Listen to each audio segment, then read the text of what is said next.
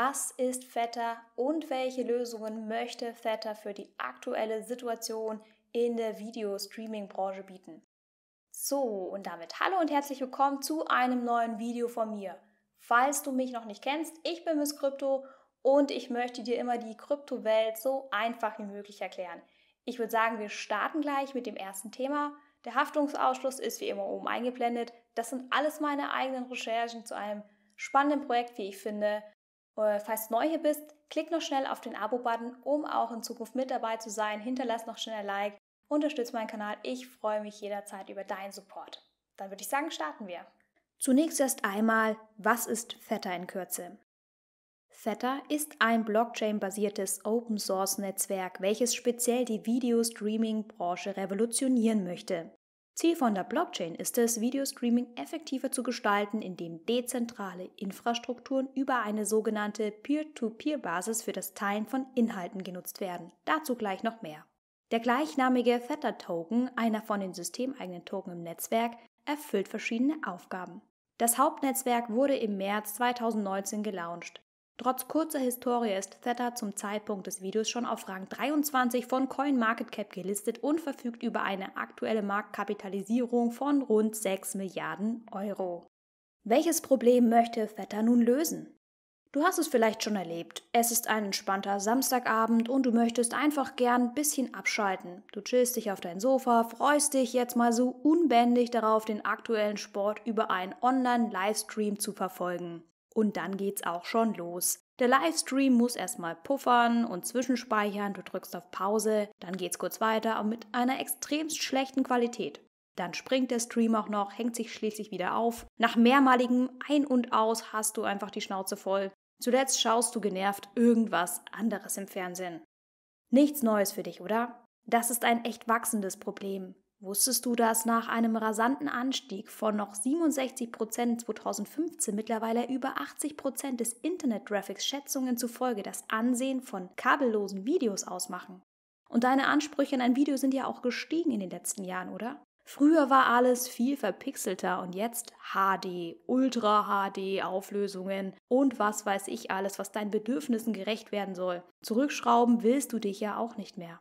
Zahlreiche Streaming-Dienste, zum Beispiel Netflix, Disney+, Co., wie sie alle heißen, in Bezug auf Online-Fernsehen sowie all die möglichen Gaming-Webseiten müssen dir eine gigantische Infrastruktur bieten, um keine Engpässe zu erzeugen, wenn viele Nutzer den gleichen Inhalt sehen. Diese Infrastruktur wird derzeit in einem zentralen System gelöst, mit enormem Kostenaufwand. Alternativ nutzen manche Anbieter auch schon sogenannte Content-Delivery-Lösungen. Dabei werden Servergruppen verteilt, so dass weniger Druck auf einzelne Zugangspunkte ausgeübt wird. Doch der Spaß kostet auch wenn du als Endverbraucher deswegen nicht automatisch eine bessere Qualität erhältst. Du zahlst dann zwar was an den Anbieter zurück, der deckelt damit dann seine Kosten, doch viel weniger Lohn bleibt dann leider für die Leute übrig, die Streaming-Inhalte für dich erst einmal aufwendig kreieren müssen. Mit welcher Grundidee will Theta nun Lösungen für die Streaming-Branche bieten? Das wirklich Geniale an der Distributed Ledger Technologie ist etwas, das auch schon Bitcoin motiviert hat. Dezentrale Netzwerke können unmittelbar ohne eine weitere Zwischeninstanz, also Peer-to-Peer, laufen. Auch auf der Theta-Blockchain werden die Ressourcen aller Benutzer über das dezentrale Netzwerk aufgeteilt und zu deinem Vorteil genutzt. Ein Zuschauer soll letzten Endes durch die dezentralen Strukturen von Theta eine bessere Streaming-Qualität erhalten. Ein Videoplattformanbieter spart sich dann auch ebenfalls die Kosten im Vergleich zu einer zentralen Struktur und ein Content-Creator erhält auch mehr Geld. Soweit die Theorie. Wie schaut das Ganze nun in der Praxis aus?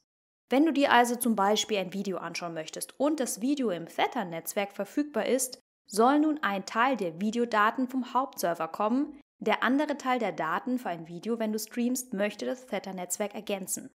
Damit Theta wiederum diese Ressourcen ergänzen kann, braucht die Blockchain jetzt dich als Nutzer und deine überschüssige Bandbreite. Damit du jedoch überhaupt Lust hast, deinen Computer freiwillig für andere anzapfen zu lassen, sollst du im Austausch dafür belohnt werden mit Rewards in Form von Tokens. Dezentrales Streaming soll hier also mit einem finanziellen Anreiz kombiniert werden. Auch als reiner Zuschauer ohne Teilen deiner Bandbreite kannst du im Übrigen schon ein paar wenige Rewards erhalten, wenn du zum Beispiel Werbung mit anschaust oder an Gewinnspielen teilnimmst. Zusammenfassend ist es nun also so, dass du als Privatperson Thetters Plattform zum Stream nutzen kannst, mit oder ohne Teilen deiner Bandbreite. Wer außer dir kann darüber hinaus noch alles Theta nutzen? Neben dir als Einzelperson im Theta-Ökosystem nehmen nun noch weitere Nutzer mit verschiedenen Nutzungsmöglichkeiten teil. Zu Stakeholdern gehören zum Beispiel andere externe Videoplattformen oder auch Werbetreibende, das sind diejenigen, die ihre Werbung beim Zuschauer schalten, oder auch die Content Creator, diejenigen, die für dich die Streaming-Inhalte kreieren, Community-Mitglieder und auch größere Unternehmen, da komme ich gleich noch drauf. Unabhängig vom Staken kann Theta auch von Entwicklern, also von Developern genutzt werden. Denn die Smart Contract-Funktion von der Blockchain ermöglicht das Entwickeln von dezentralen Anwendungen, also von diesen Decentralized Apps. Die Smart Contracts von Theta sind wiederum voll mit Ethereum Smart Contracts kompatibel. Ein Entwickler kann also zum Beispiel auf dem Ethereum-System programmierte Applikationen mit ein wenig Aufwand auf die Theta-Blockchain importieren. Es gibt also den Zuschauern und Entwicklern auch Stakeholder, die Thetas Plattform nutzen. Daher scheint der Zustimmungsmechanismus über einen Proof-of-Stake-Mechanismus zu laufen. Wie läuft dieser Proof-of-Stake-Mechanismus mit seinen Rewards speziell bei Theta ab? Wer validiert die Transaktionen auf der Blockchain? Wer im Netzwerk teilnehmen möchte, wird prinzipiell einer von 3 Node-Gruppen zugeordnet. Die in Anführungszeichen mächtigste Node-Gruppe sind die sogenannten Validator Nodes, die Validatoren. Die Nodes werden von größeren Unternehmen wie derzeit zum Beispiel Google oder Samsung betrieben. Validatoren müssen nun mindestens Theta-Tokens im Millionenbereich staken, damit für eine gewisse Grundstabilität im Netzwerk gesorgt wird. Die Validatoren schlagen dann nun für eine Abstimmungsrunde einen neuen Block mit den darin durchzuführenden Transaktionen erst einmal vor. Dieses Prinzip, das sogenannte Block Proposal, ist ähnlich wie bei den Validatoren in Phase 1 von Algorand. Nur, dass die Validatoren nicht bei Theta ausgelost werden, wie es bei Algorand der Fall ist. Falls du mein Video dazu noch anschauen möchtest, ich blende es hier dir noch nebenbei ein. Nun zurück zu Theta. Der vorgeschlagene Block muss nun also als nächstes noch bestätigt werden. Das macht die zweite Sorte von Node-Betreibern, die sogenannten Guard Nodes, zu Deutsch auch Wächterknoten.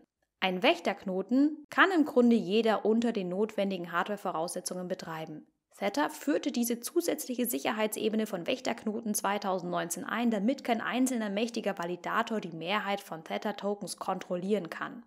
Die Wächterknoten müssen für diese Sicherheit mindestens 1000 Theta-Tokens aktuell staken. Grundsätzlich, je mehr Tokens du stakest, desto mehr Abstimmungsrechte erhältst du im Netzwerk. Ein weiterer Anreiz für alle Tokeninhaber, ehrlich zu arbeiten. Diese beiden Node-Typen, also die Validatoren und die Wächter, sind für die Validierung der Transaktionen bei Theta zuständig. Wenn du als Nutzer deine Bandbreite teilst, gehörst du zur dritten Gruppe im Node-System, zu den Edge-Nodes. Als Edge-Node arbeitest du hauptsächlich mit einer zweiten Sorte von Tokens, mit den Tether-Fuel-Tokens, kurz T-Fuel. Ganz wichtig für dich zum Verständnis, als Betreiber eines Edge-Nodes nimmst du nicht am Konsensus teil. Zu den Tokens und Rewards erfährst du in den Tokenomics nachher noch mehr von mir. Der spezielle mehrstufige Proof-of-Stake-Mechanismus mit 2 am Konsensus teilnehmenden Nodes ist besonders an Theta und wird Multi-Level Byzantine Fault Tolerance, abgekürzt BFT genannt. Der Konsens soll zugleich hohe Sicherheit und eine hohe Skalierbarkeit beim hohen Transaktionsdurchsatz bieten. Bevor ich wieder auf die Technik eingehe, wer steckt erst einmal hinter Theta? Theta wurde 2017 mit einem ICO von ca. 20 Millionen US-Dollar gegründet. 2018 wurde das Projekt in Betrieb genommen, 2019 ging dann das Mainnet an den Start.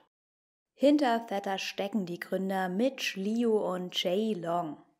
Liu, der aktuelle CEO von Theta Labs, hatte zuvor schon verschiedene Startups aus den Bereichen Mobile Gaming und Online-Marketing mitgegründet. Dazu gehören unter anderem das Social Gaming Studio GameView oder Silver TV. Das ist eine E-Sports-Plattform. Die Decentralized App davon baut im Übrigen auch als erstes auf dem Protokoll von Theta auf. Long, der zweite Co-Founder und derzeitiger CTO, hat auch Silver TV mitgegründet und machte Erfahrungen in der Glücksspielbranche. Mit seinem Bachelor in Microelectronics und einem PhD in Computer Engineering hat er sich bereits alle möglichen Technologien aus dem Bereich des VR-Livestreaming oder im Bereich der Instant-Spielwiederholung im Videogaming gesichert. Zu interessanten Mitgliedern im Beraterboard kannst du dir vielleicht noch Steve Chen merken, das ist derjenige, der YouTube mitgegründet hat. Ein weiterer Name wäre noch Justin Kan, der die Streaming-Plattform Twitch mitgegründet hat.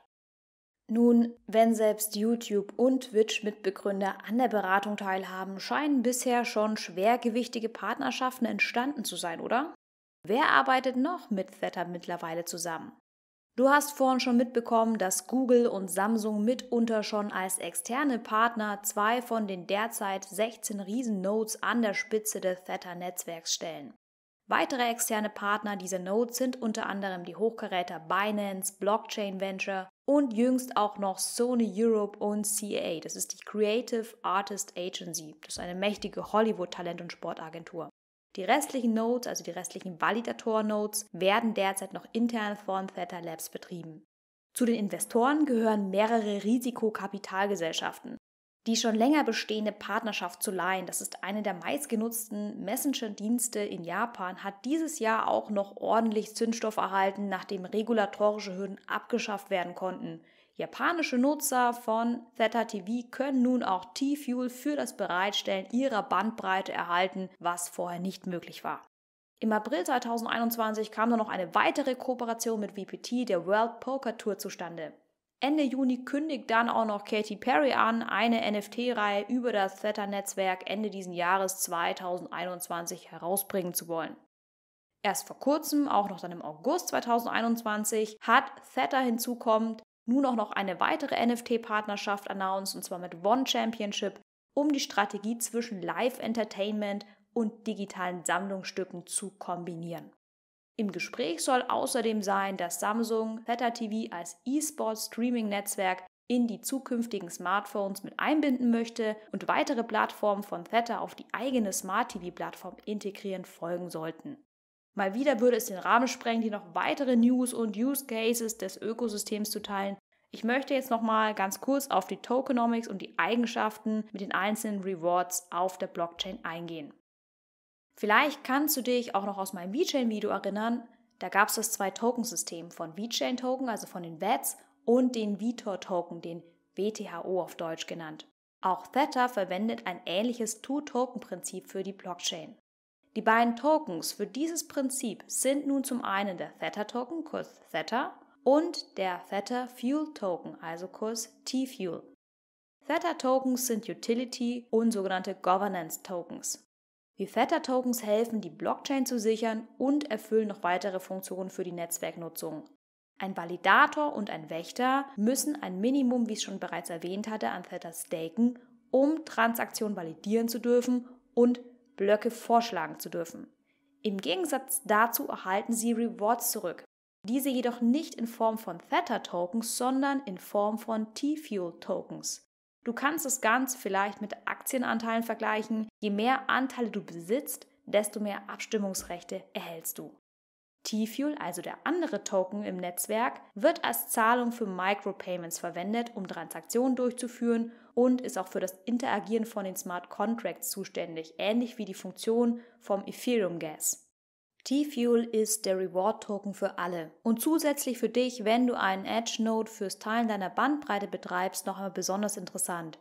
Denn seit Juni 2021 mit dem Update auf das Mainnet 3.0 gibt es nun endlich auch die Möglichkeit, T-Fuel mit einem aufgerüsteten Edge-Node zu staken. Das Staken war bisher nur mit den Theta-Tokens als Validator oder Wächter möglich. Wie schaut es jetzt also mit der Umlaufmenge und dem Vorrat an allen Tokens aus? Im Theta-Protokoll ist festgelegt, dass der maximale Vorrat an Theta-Tokens 1 Milliarde Tokens beträgt. Die Umlaufversorgung wird daher nie über diesen Maximalvorrat gehen. Der Theta-Token ist derzeit mit unterschiedlichen Anteilen im Netzwerk über den Teilnehmern, dem Team von Theta Labs zum Beispiel, sowie durch weitere sonstige systemeigene Reserven verteilt. Der Gesamtvorrat von T-Fuel hingegen, weil der ja auch der Reward-Token ist hingegen nicht gedeckelt. Die aktuelle Umlaufversorgung liegt bei maximal rund 5 Milliarden Tokens. Jedes Jahr steigt die Umlaufversorgung aufgrund der Staking Rewards.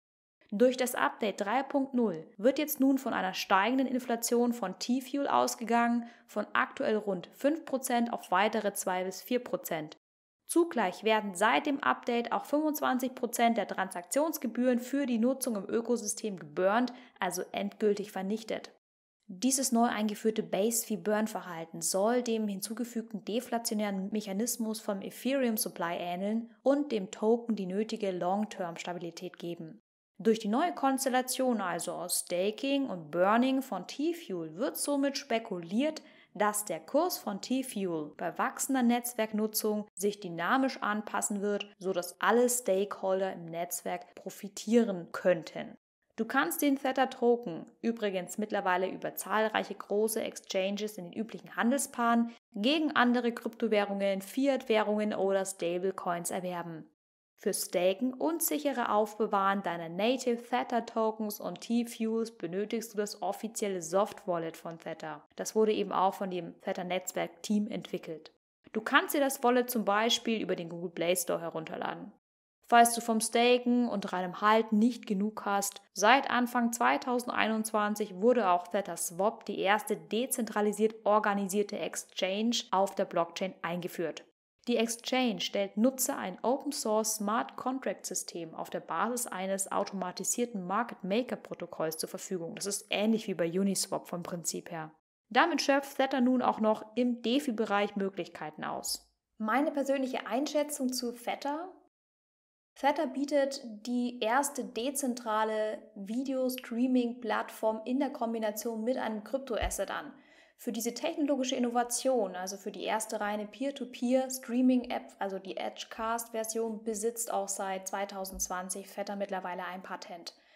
Überleg dir mal generell vom Use Case her, wann und wo schaust du überall Videos online an, also kabellos. Ich finde den Gedanken von Theta super, dass Theta versucht, zugleich faire und effiziente Lösungen für die Streaming-Branche anzubieten, eben durch die dezentralen Strukturen und somit eben auch ganze strukturschwache Länder im Grunde mit einbezieht, wenn es darum geht, auch mal HD-Qualität anzubieten. Ich finde auch die Umsetzung bereits sehr clever, was Theta macht, und zwar der Gedanke, dass du eine Videostreaming-Plattform, eine dezentrale, mit einem finanziellen Anreiz kombinierst. Das ist ein sehr zeitgemäßer Ansatz, wie ich finde.